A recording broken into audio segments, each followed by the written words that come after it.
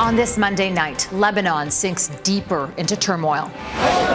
Why the entire government has just quit. Politicians, the corruption, they've been here since the Civil War. And who could take the reins of a country hanging in the balance? From Chinese government critics to accused criminals, Beijing's apparent new attempts to silence the pro-democracy movement. Technology to detect tornadoes. The criticism that Canada lags behind. And handcrafting history. I feel my ancestors are here with me. A tradition almost lost to a shameful part of Canada's past. Global National with Donna Friesen. Reporting tonight, Farah Nasser. Good evening, and thank you for joining us. The catastrophic explosion that ripped through Beirut nearly 1 week ago has now rocked Lebanon's political establishment. Today, the country's prime minister resigned, along with the entire cabinet. Hassan Diab, who had only been in office since January, said the disaster was a direct result of systemic state corruption.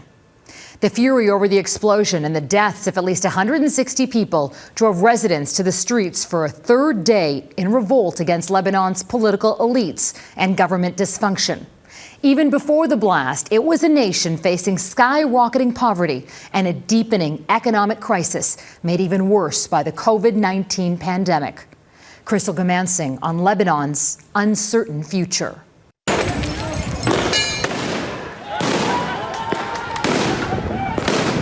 They're now being called revolutionaries, anti-government demonstrators firing back at police with firecrackers or anything on hand. It is a dangerous power struggle, and the government cracked. Prime Minister Hassan Diab resigning, saying, "We take a step back to stand with the people to undergo this battle of change with them. We want to open the door towards national salvation." He called out corruption and the political elites, blaming them for the deadly blast at the port. People are demanding an emergency transitional government take over and address dire basic needs. The Beirut explosion was like 15 years of war in 15 seconds. These were our darkest 15 seconds. We have never seen this amount of human loss, physical damage, and shattered lives in such a short time. UN officials gathered virtually to strategize and call for an independent investigation into the blast. The meeting taking place before the Lebanese government resigned, but many anticipated the move. It is also important that reforms be implemented so as to address the needs of the Lebanese people for the longer term. It's the international community providing the people of Beirut with a lifeline. One possible name being raised as a replacement for Diab is a well-known judge on the International Court, Nawaf Salam. Another, Saad Harari. He vacated the position in January but resigned in October 2019 because of the collapse of the economy. He stayed on until his successor was appointed. Diab has been asked to stay on until a new cabinet is formed. The outgoing cabinet is controlled by Hezbollah, a political group in Lebanon and, according to many governments, including Canada's, a terrorist organization. While people wait for a new cabinet to be formed, one thing is certain: average citizens are doing the heavy lifting to restore their lives. Crystal Goomansingh, Global News, London. To another country in political turmoil, Belarus, where there is a dispute over the results of the presidential election and specifically claims the vote was rigged to keep the country's long-ruling leader in power. Tonight, concerns as to the whereabouts of his opponent. In the capital, police violently cracked down on demonstrators who took to the streets to protest Sunday's results. President Alexander Lukashenko accused the protesters of being sheep controlled from abroad. The 65-year-old claimed a landslide victory with a reported 80% of the vote. His widely popular rival, 37-year-old teacher Svetlana Tikhanovskaya, is refusing to accept the results. There are now reports she has not been seen since a meeting at the Election Commission late today. Lukashenko is accused of human rights abuses and silencing his critics. He's held power in the former Soviet Republic for 26 years. To Hong Kong next, where Beijing appears to have taken further steps to crack down on the pro-democracy movement. Police in the city have made a number of arrests, including taking high-profile newspaper owner Jimmy Lai into custody. He's been a vocal supporter of anti-government protests. And all this comes as relations between Beijing and the West worsen, with China imposing sanctions on U.S. politicians and criticizing Canada and its allies. Redmond Shannon reports. 2 arrests from 2 generations of activists in one day. Billionaire and media mogul Jimmy Lai handcuffed and escorted through his newspaper offices on Monday morning. Police say he's charged with colluding with a foreign power, a crime under Hong Kong's new national security laws introduced 6 weeks ago. Lai has met with a number of US lawmakers, including Vice President Mike Pence. The 71-year-old also faces a charge of fraud unrelated to national security. That's all about the individual behaviors. Nothing about the company itself. But his company's newspaper, Apple Daily, has been highly critical of the Hong Kong and Beijing governments. Officers removed evidence from the building and made 10 other arrests, including Young Democracy campaigner Agnes Chow. And 1 or 2 friends of mine have contacted me, and they are very, very worried that I would be arrested tonight. Emily Lau has been a pro-democracy voice for decades. Some people have said to me today that they are very concerned that some of the people arrested could actually be sent to mainland China. Lau says these changes are difficult to stop now, but urges the West to continue pressuring China. Beijing imposed sanctions on 11 American critics of China on Monday, including Senators Marco Rubio and Ted Cruz and the heads of some NGOs. It was a response to Washington freezing the US assets of 11 Chinese and Hong Kong officials, including the city's leader, Carrie Lam. On Monday, too, China's embassy in Ottawa called Western criticism typical double standards. The rising tensions come as Canadians Michael Kovrig and Michael Spavor are marking more than 600 days in a Chinese prison, charged with spying. And as Huawei executive Meng Wanzhou awaits extradition from Canada to the US to face a fraud trial. Redmond Shannon, Global News, London. Turning to the COVID-19 crisis now, health officials in Manitoba say the province is seeing early indications of community transmission. 16 new cases were recorded today, and that follows yesterday's jump of 35. Ontario also saw numbers rise today. For the first time in more than a week, the province is reporting more than 100 new cases. And Quebec registered 98 new cases today, the first time in a month that province has dropped below 100 new cases. And Quebec has updated its back-to-school plan. Its education minister says the new strategy aims to make communication between teachers and students as easy as possible. The province will now require students, grade 5 and up, to wear masks in all common areas of school buildings, but not in the classroom. Students will stay with the same classmates all day with no physical distancing required while they are in class. And there is some positive news when it comes to schools and businesses come the fall. New modeling suggests the country could get through a second wave of COVID-19 without having to shut down. But data published in today's Canadian Medical Association Journal is also raising some eyebrows. Heather Yourex-West looks at what the next few months could look like. A new school year usually brings a mix of anxiety and excitement, but the nerves this year are unlike any year before. I'm very worried about the fact that inside the classroom there is no physical distancing anymore and there are no masks. Across the country, parents have had to add masks and hand sanitizer to their school supply shopping lists as schools prepare to reopen. The next wave of infections is coming, and according to new models, we may be able to keep the number of infections in check without shutting schools and businesses back down. A lot of the heavy lifting is done by the physical distancing measures. And when physical distancing is applied, and if it's adhered to, it can really reduce transmission. The modeling found without continued public health measures, COVID-19 cases would surge well beyond hospital capacity through the fall and into the new year. Maintaining physical distancing lowers the numbers, but not enough to keep hospitals from being overwhelmed. It's only when physical distancing is combined with enhanced testing and contact tracing that the curve is flattened enough to allow hospitals to cope. And this is without any community closures. The model found that keeping schools closed could actually increase hospital admissions from 16 to 19 per 100,000 because it results in higher transmission at home. I think it's encouraging. It is possible to keep numbers in check without massive and full closures, but that's based on us continuing what we're doing today and not having any lapses or additional COVID fatigue that leads to larger numbers or outbreaks. Which could be a tall order as the pandemic stretches. The Institute of Investigative Journalism has already seen an increase in COVID-19 cases linked to bars, restaurants, and daycares over the summer. Beginning in about June, we started to notice an uptick in infections in public places in late June, and that increased quite a bit. Which begs the question, what happens next when schools reopen and colder weather sets in? Heather, Yourex-West, Global News, Calgary. Another controversy for the Trudeau Liberals.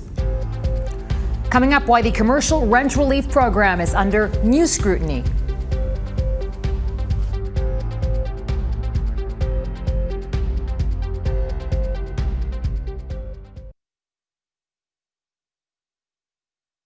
The Liberal government is defending its decision to have a Crown corporation oversee a rent relief program for small businesses, even though it was then farmed out to a private firm. And in a familiar twist, that firm has some Liberal connections. Michael Couture joins us from Ottawa. And Mike, once again, opposition parties want answers. Yeah, Farah, 2 separate letters are being sent to the lobbying commissioner and the ethics commissioner from 2 opposition MPs asking if 2 government contracts were awarded because of alleged Liberal cronyism. The latest is related to the $84 million Canada Emergency Commercial Rent Assistance Program. That program was being run by the Canada Mortgage and Housing Corporation, or CMHC. However, according to the government, the Crown Corporation decided to have an outside firm administer the program. The senior vice president of that firm is Rob Silver, the spouse to Prime Minister Justin Trudeau's chief of staff, Katie Telford. Now, the Prime Minister's office said that Telford proactively reached out to the Office of the Conflict of Interest and Ethics Commissioner in January before Silver was even hired. She was told everything was okay. PMO says Telford also set up a voluntary ethics screen just in case and recused herself from any decisions pertaining to that program. That was more than Prime Minister Justin Trudeau did with the awarding of the proposed student services grant contract to We Charity. Now, the Conservatives say the awarding of that rent subsidy contract could all be a coincidence, but they want it investigated. The fact the Prime Minister and his government directed it again to an outside corporation suggests that they were trying to feed the pork to a favored recipient. Mike, let's move on now to the We Charity controversy, because today members of the House of Commons Finance Committee got documents they had asked for related to the We Charity controversy. What could we learn from those documents? Yeah, so this weekend, the Liberals turned over more than 5,000 pages of documents which should shed more light into the decision-making process behind the awarding of the Canada Student Services Grant to We Charity. We are told that lawyers from the public service are poring over them to redact any references to cabinet confidence. And We Charity controversy will continue to be in the spotlight this week, Farah, as 2 more cabinet ministers are set to be grilled at the Finance Committee. We'll be watching. Michael Couture in Ottawa. Thank you, Mike. Police in Ottawa are investigating an incident outside the office of Liberal MP Catherine McKenna. Police aren't commenting on the investigation, but a video that surfaced on social media over the weekend appears to show a man asking to speak with McKenna and then hurling obscenities at an office staffer. I saw it for the first time on social media, someone hurling abuses, completely unacceptable abuses, threatening my staff member. Like, look, I think the Canadians don't want this, but we can't stand for it, and we need to be vigilant. This isn't the first time the minister has been targeted. McKenna's office was spray painted with a vulgar slur just days after she was re-elected last year. The Ontario Human Rights Commission has released some highly disturbing findings on racial profiling and discrimination within the Toronto Police Service. In a new report, the Commission says it analyzed police data from 2013 to 2017, and it found that Black people are more likely than others to be arrested, charged, overcharged, struck, shot, or killed by Toronto police. According to the report, Black people make up 8.8% of Toronto's population, yet they account for nearly 1/3 of all charges in the dataset. This is the Commission's second interim report in its inquiry into anti-Black profiling and discrimination by Toronto police. In a statement today, the force said it views the report as vitally important and it's committed to change. Still ahead, the towering ash clouds as an Indonesian volcano erupts once again.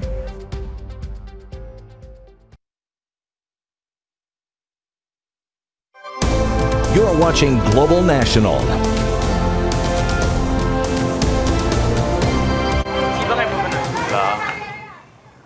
Indonesia's Mount Sinabang erupted again today, launching a huge column of ash 5 kilometers into the sky. This is the second eruption since Saturday, and officials are warning about the threat of lava. The once dormant volcano has been active since 2010. 2 teens were tragically killed last week when they were caught by a powerful tornado in western Manitoba. It somehow arrived with little warning, despite key signs of fierce weather beforehand. As Eric Sorensen reports, it begs the question, just how effective and outdated are Canada's tornado alert systems? It was a ferocious tornado that swept down swiftly and with little warning in southern Manitoba. 2 lives were lost, and the question is whether warnings could have been quicker or more specific to the tornado's path. It just seemed all so unreal, and it was quick. And I saw it starting, and the very first thing I did was I went to Tornado Chasers page to see if there's any warnings. There were warnings. On Friday, Environment Canada issued severe thunderstorm warnings for southwestern Manitoba about 2 hours before the tornado appeared. At 7:49 p.m., a tornado warning was issued for the rural municipality of Sifton. Just minutes later, southwest of Scarth, around 8 p.m., the tornado touched down and tracked for several kilometers toward the regional municipality. They had the tornado warning out as early as they possibly could have, based on radar. The rotation was just showing up as the spotter reports were saying that this is touching down. While the alerts were quick, the area warned was vast. The regional municipality of Sifton covers more than 760 square kilometers. More than a decade ago, the U.S. Weather Service changed from broad county-based warnings to specific storm-based tracking covering narrow areas. The U.S. warnings can alert more accurately the people that are in the path of a tornado. And the U.S. is now upgrading that to track tornadoes and severe rotations in real time. We'll be able to provide more quickly and timely updated information that people can leverage, on their smartphone or some other device, where they can see how the probabilities will increase and affect them. Canada is behind the U.S., and storm watchers here think it's time Ottawa invested in upgrades to Canada's tornado tracking technology. As opposed to a giant county-based warning, you could potentially have a warning that isolates exactly where the rotation is on that storm. I mean, tornadoes are incredibly isolated. I think it would be a very, very good step for Environment Canada to upgrade to storm-based warnings. Canada, too, is implementing cell phone alerts. All the more important that future technology narrows the actual threat location so that warnings don't go to tens of thousands of people who aren't anywhere close to the path of the tornado. Eric Sorensen, Global News, Toronto. A disaster is escalating off East Africa as crews race to empty the leaking oil tanker near Mauritius. Large cracks have appeared on the stranded Japanese ship.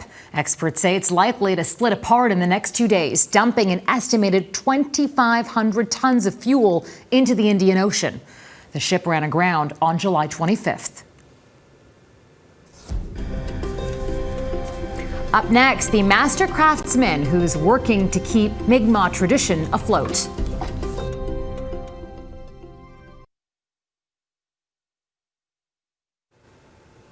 In Nova Scotia this fall, a new boat will launch, taking pieces of the land onto the water. The 21-foot canoe is being entirely built out of materials from unceded Mi'kmaq territory.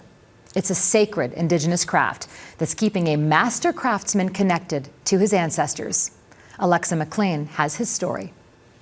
When I'm here alone, and it's just the wind and the water, I feel my ancestors are here with me and very happy to see this happening. Nestled in the sacred Mi'kmaq grounds of Kejimkujik National Park, Todd, Labrador, immerses himself in a traditional craft his great-grandfather used to feed his family. Birch bark canoe building is not common in the Mi'kmaq community. I'm one of the few builders. I didn't plan it that way. His great-grandfather, Joe Germany, was born in 1884. Labrador says if it wasn't for him protecting his father from being forced into a residential school, the family would have lost their cultural connection. When a black car came on the reservation, all the kids would run. So Dad and his siblings would run and hide in the woods, sometimes for days. Great-grandfather would hide them out in the woods. Labrador's father told him stories of his great-grandfather's craft and how it was used. You take a birch bark canoe and you can put hundreds of pounds of whatever you have and then transport it across quite easily. Paddling across the Bay of Fundy, paddling to Newfoundland. The majority of materials Labrador uses to build these mighty rough water canoes he harvests from the surrounding land. I might dig 400 feet of this from the forest. In collaboration with Parks Canada, Labrador is building this 21-foot birch bark canoe out of this shop in Keji. I really encourage Nova Scotian residents, visitors to Nova Scotia this summer to take advantage of this phenomenal opportunity that is perfectly, in fact, set up for a physical distancing experience. Surrounded by photos of the man who paved the way to this craft, Labrador has shared this labor of love with others who want to learn the craft, including Mi'kmaq youth from Bear River First Nation. Labrador plans to launch the canoe this fall. Alexa McLean, Global News, Halifax. And that is Global National for this Monday. I'm Farah Nasser. We leave you tonight with some Bhangra on the beach. Popular Yukon dancer Gurdeep Pandher has been visiting British Columbia and is spreading joy wherever he goes. The beaches near Tofino are no exception.